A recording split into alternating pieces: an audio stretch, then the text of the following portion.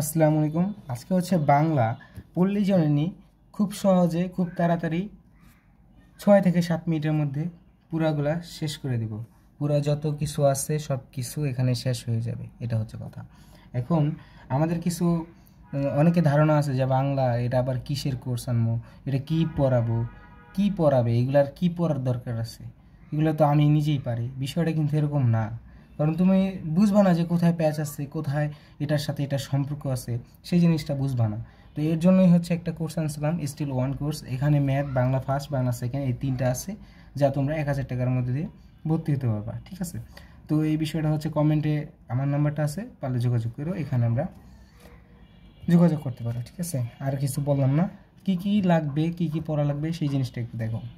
পল্লী জননী এটা হচ্ছে সবচেয়ে বেশি ইম্পর্ট্যান্ট। সেটা হচ্ছে 1903 সালে হচ্ছে তাম্বুলখানা গ্রামে জন্মগ্রহণ করেন, এই জিনিসটা লাগবে তোমার এই বইতে। সবচেয়ে বেশি ইম্পর্ট্যান্ট সেটা হচ্ছে জসীমউদ্দিন, পল্লী জননী জসীমউদ্দিন। এখানে জসীমউদ্দিন হচ্ছে 1903 সালে জন্মগ্রহণ করেন এবং তাম্বুলখানা গ্রামে, এই গ্রামটা হচ্ছে সবচেয়ে ইম্পর্ট্যান্ট, ঠিক আছে? এরপরে যা লাগবে, আমি যা লাগবে সেটাই বলবো। বিশ্ববিদ্যালয় অধ্যয়নকালে তিনি রচিত করছেন কবর কবিতা, এই জিনিসটা লাগবে। এবং নকশিকাঁথার মাঠ এগুলা আছে। এবং আরেকটা জিনিস আছে, মুসাফির ভ্রমণ কাহিনী, এই জিনিসটা লাগবে। অর্থাৎ পল্লী জননী জসীমউদ্দিন হচ্ছে মুসাফির ভ্রমণ কাহিনীটা লিখেছিলেন, ঠিক আছে? এরপর মৃত্যুবরণ করেছে 1976 সালে 13ই মার্চ ঢাকায়, এই হচ্ছে কথা। এরপর আমরা একটু কবিতায় যাই। কবিতায় আমার যা লাগবে সেটাই আমি বলতেছি, এছাড়া কিছু না, ঠিক আছে? নিঃশ্বাস ফেলি, যা লাগবে না সেটা পড়ার তো কোনো দরকার নাই, তোমরা তোমরা নিজেরা পড়বা, যেটা আমার বুঝে নেই সেটা আমি বুঝাবো, ঠিক আছে? নিঃশ্বাস ফেলি তাও শোনা যায় নাই কোথাও সারা কার, এটার মাধ্যমে নিঃশ্বাস ফেলি তাও শোনা যায় নাই কোথাও সারা কার, এটার মাধ্যমে হচ্ছে নিস্তব্ধতা বোঝানো হয়েছে। লিখলাম না এখানে, নিস্তব্ধতা বোঝানো হয়েছে। তোমরা সাইডে লেখো যে এই লাইনটার দ্বারা হচ্ছে নিস্তব্ধতা বোঝানো হয়েছে, নিঃশ্বাস ফেলেও শোনা যেতেছে না, এই বিষয়টা। হ্যাঁ, তাই রোগন ছেলের শিউরে বসিয়া একেলা ঝাঁকিতেছে মাথা, মানে ছেলের রোগন ছেলে, কেমন ছেলে? রোগন ছেলে। রোগন ছেলের মাথায় বসিয়া কাঁদতাছে কে, মানে বসিয়া রয়েছে, সেটা হচ্ছে মাথা। শিউরের কাছে নিবু নিবু দ্বীপ ঘুরিয়া ঘুরিয়া জ্বলে, অর্থাৎ একটা প্রদীপ আছে বা মোমবাতি আছে, সেটা জ্বলতে আছে নিবু নিবু করে, ঠিক আছে? তারই সাথে বিরোহী মায়ের একলা পরাণ দোলে, কেমন মা? বিরোহী মা। এরপর ভন ভন জমাট বেঁধেছে বুনু অশোকের গান, বুনু অশোকের গান, ঠিক আছে? ডোবা হতে বহিয়া কঠোর পচান পাতার ঘ্রাণ, কঠোর পচান পাতার ঘ্রাণ। তাহলে প্রশ্ন আসতে পারে যে ডোবা হতে কিসের ঘ্রাণ আসতেছে?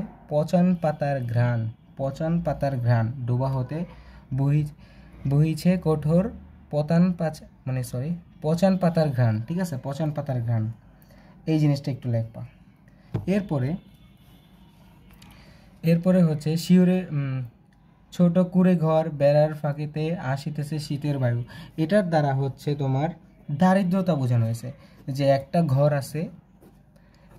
আছে, সেই ঘরের হচ্ছে তোমার একটা মানে বেড়ার ফাঁক আছে, ঠিক আছে? বেড়ার ফাঁক আছে, বেড়াটাও ঠিক মতো নাই, শীতের বায়ু প্রবেশ করতেছে, এটা হচ্ছে দারিদ্রতা বোঝাইছে। মাথা কি গুনতেছে? ছেলের আয়ু গুনতেছে, ঠিক আছে? এরপরে হচ্ছে পাণ্ডুর গালে চুমু খায় মাতা, অর্থাৎ পাণ্ডুর গালে, অর্থাৎ পাণ্ডু হচ্ছে তার সন্তান, পাণ্ডু হচ্ছে সন্তান, সেটা হচ্ছে চুমু খাইছে মাতা। এই হচ্ছে কথা। এরপরে আমরা এদিকে যাই, নামাজের ঘাটে, মানে ছেলে যদি অসুস্থ, তো এখন সে হচ্ছে যদি ভালো করে দেয়, আল্লাহ তাআলা যদি ভালো করে দেয়, তাহলে সে কি মানছে? আমরা অনেকে মানি না এরকম বিষয়, যে যদি সুস্থ করে দেয় কি করব না, তো ওরকমভাবে নামাজের ঘরে মোমবাতি মানছে, যদি সুস্থ হয়ে যায় মোমবাতি দিব। দরগায় মানে দান, দরগায় কি মানে? দান মানে। ছেলের তাহার ভালো করে দাও কাঁদে জননীর প্রাণ, ভালো করে দাও আল্লাহ রাসূল, ভালো করে দাও পীর, কহিতে কহিতে মুখখানি ভাসে বহিয়া নয়ন নীর।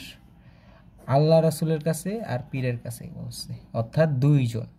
এরপরে বাঁশবনে বসিয়া ডাকে কানাকুয়ো রাতের আধার ঠেলি। প্রশ্ন আসতে পারে বাঁশবনে কে ডাকে? কানাকুয়ো।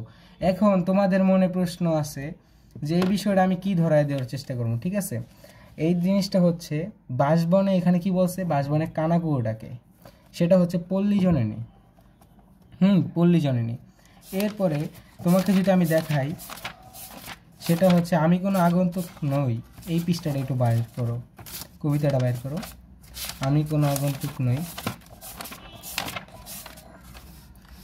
আমি কোনো আগন্তুক নেই। এখানে কি বলছে, বাঁশবাগান জোনাকি সাক্ষী। তো বাঁশবাগানে কি আছে, এখানে আমি কোনো আগন্তুক নেই, বাঁশবাগানে কি আছে, জোনাকি।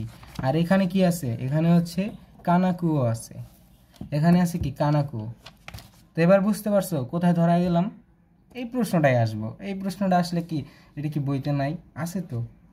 সমস্যা কোথায়? সমস্যা তো ওই যে ধরাই যায় না কেউ, এই পর্যন্ত কেউ যদি ধরাই দেওয়া থাকে তাহলে বললো, ঠিক আছে। তো বাঁশবাগানে হচ্ছে জোনাকি আছে, আমি কোনো আগন্তুক নই, ঠিক আছে। আর পল্লী জননীতে কি আছে, কানাকুয়ো। জিনিসটা মাথায় রেখো। এই হচ্ছে হার্ড কোশ্চেন, এই হচ্ছে স্ট্যান্ডার্ড কোশ্চেন, ঠিক আছে। তো এরপরে আসো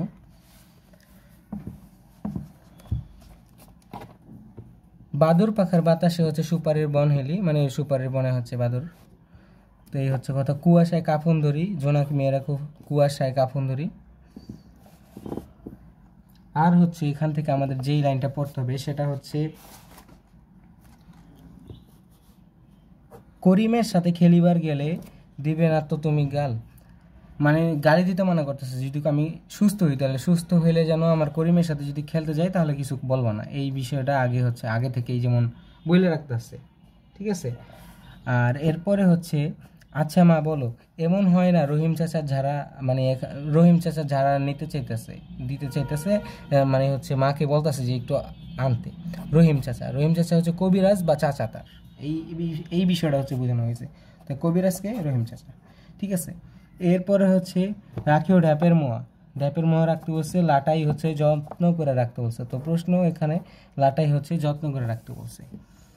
এরপরে ফুলঝুরির শিখা সাজায় রাখতে, তো ফুলঝুরির শিখা কি সাজায় রাখতে বলছে, ফুলঝুরির শিখা সাজায় রাখতে বলছে।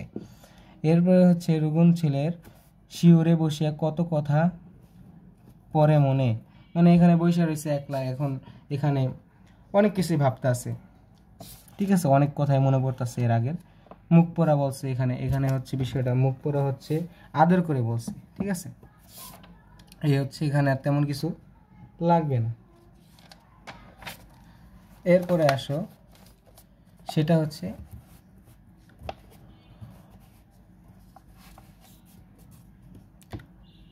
কত কথা আজ মনে পড়ে তার, গরিবের ঘর তার, ছোটোখাটো কত বায়না ছেলের পরে নাই মিটাবার।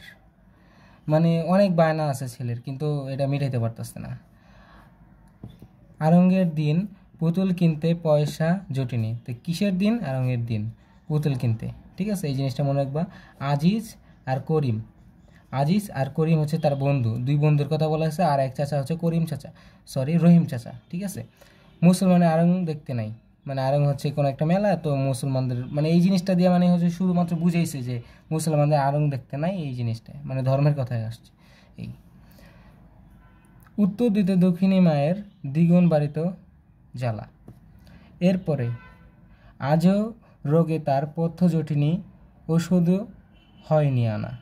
মানে এখন তার কাছে টাকা নাই, তো এই জন্য হচ্ছে ওষুধও তার কাছে জুটে না, এই হচ্ছে কথা। এরপরে এই যে হুতুম ডাকছে, মানে এখানে একটা ঘরের ভিতরে আছে, ঘরের চাল থেকে একটা হুতুমের ডাক শুনছে, এটা হচ্ছে হুতুম ডাকা মানে হচ্ছে অকল্যাণ ঘটা, এই বিষয়টা বোঝানো হয়েছে। এরপর হচ্ছে ডোবা হতে বীরহণীর ডাক।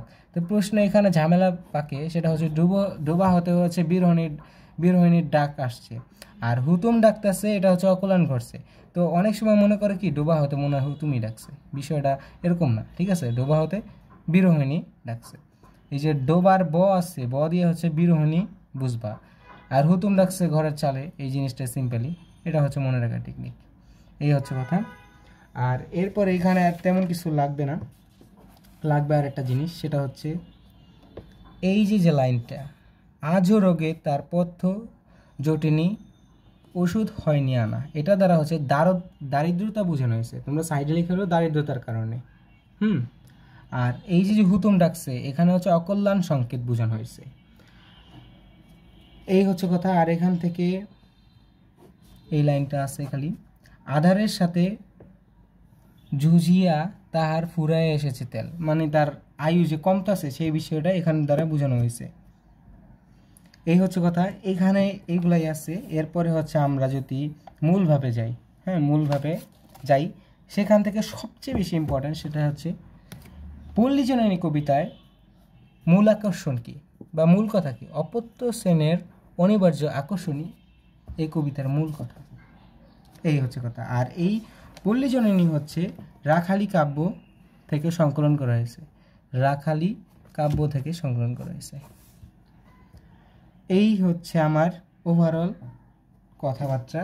এর বাইরে তুমি যদি এখন ধরো তোমার গাইডটা একটু খুললা পড়ো, তুমি এমসিকিউর দিকে তাকাইও আর ক খর দিকে তাকিও এবং গ ঘর জিনিসগুলো তুমি পারো কিনা এর পাঠ পরিচিতি একটু পড়ে নিও, বাস।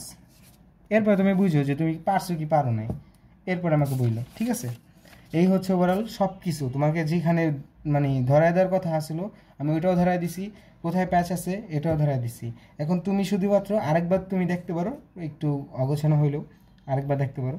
এই হচ্ছে কথা। তার জন্যই বলি যে স্টিল 1 কোর্সে তোমরা অবশ্যই ভর্তি হতে পারো, ঠিক আছে? তো আমার সাথে কথা বলতে পারো, হতে পারে কথাবার্তার মাধ্যমে কিছু একটা করা যাবে। এই হচ্ছে কথা আমার। তো আজকের জন্য এই পর্যন্তই। কার কেমন লাগছে একটু বইলো।